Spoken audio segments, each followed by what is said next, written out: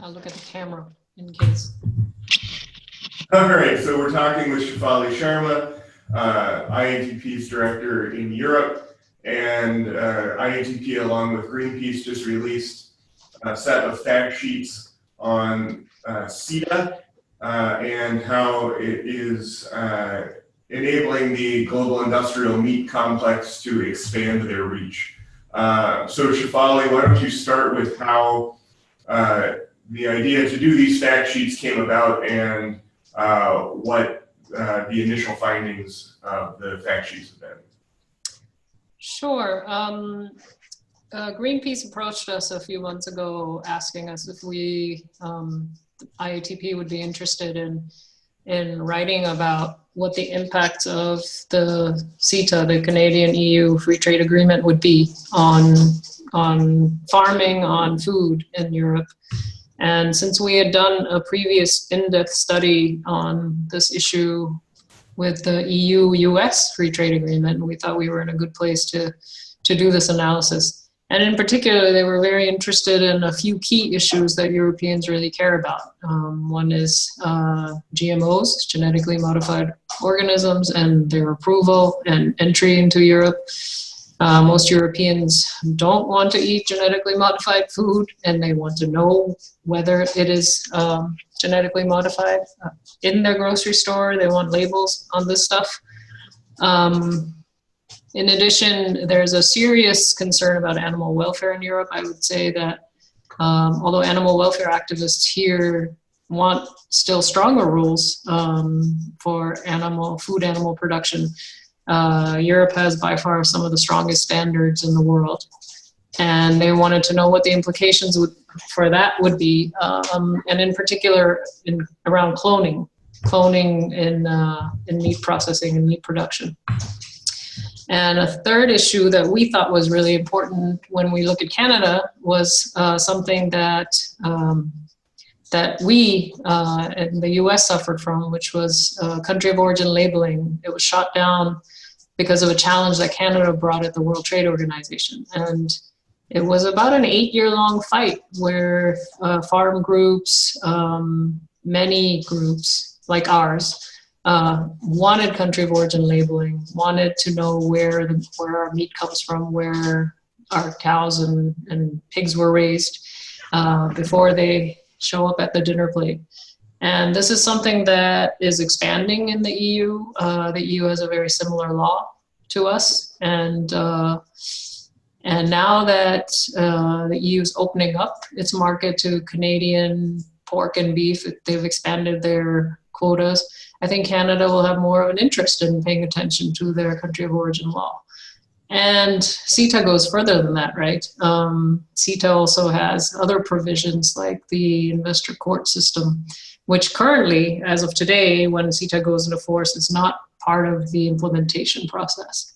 But ultimately, after each EU member state ratifies it, or doesn't ratify it, if all the member states ratify CETA, then this investor court provision will come into force. And that's basically corporations being able to, agribusiness being able to directly sue governments in the EU who have investments in the EU, Canadian investors who feel like new and more cumbersome rules that prevent their profits, should be challenged. And that can be done both at the EU level and at the member state level.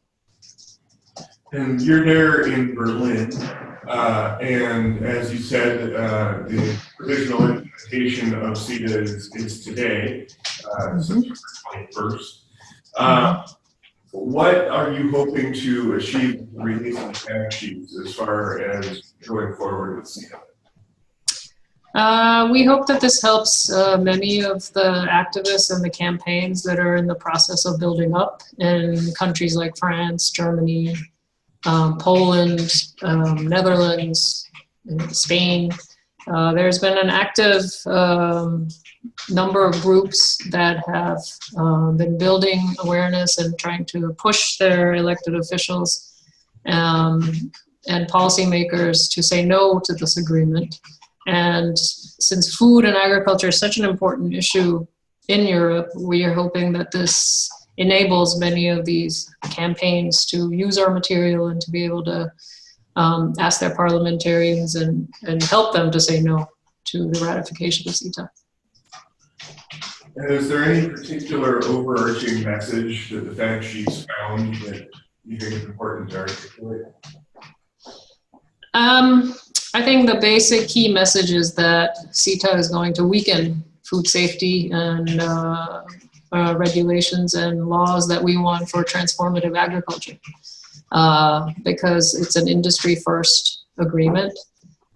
Ironically, there's a lot of hype about 21st century agreements, but 21st century agreements go into the heart of the democratic process. They enable corporations to be at the table even before citizens know there's a bill proposed or a regulation proposed that may benefit consumers, that may benefit small producers, family farms, the type of food and system we want to see, because it gets in the way of profits for agribusiness. And we really believe that an agreement like CETA furthers that agribusiness agenda.